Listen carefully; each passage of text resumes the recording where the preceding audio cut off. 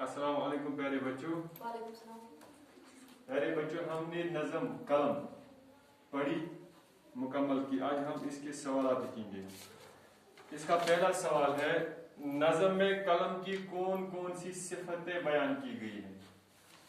नज़म मज कम कम सिफात कलम आम बयान करन।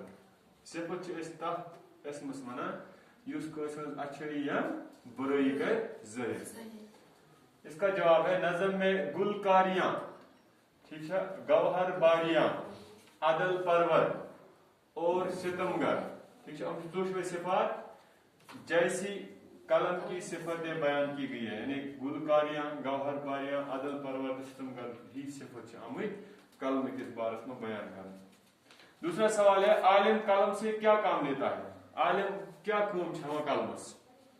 ठीक है, इसका जवाब है, आलिम कलम से अपने मुशाहिदात यानी वुचान और नजरियात ख्यालात ये सोच थिंकिंग तहरीर करके यानी लिखा आगे नस्ल तक पहुंचाता है। पत इन वाली नस्ल फॉर एग्जाम्पल निशात अंसारी सब पढ़ान। निशात अंसारी सब लोग शेर यह बहम शेर ये लिखित थोमुत नजर पढ़ तेल तमुत आलिम अमे काम कलमस। तीसरा सवाल है, आलिम किसके हाथ में पहुंचकर हुस्न का अनमोल नक्शा खींचता है? सॉरी, कलम। कलम किसके हाथ में है?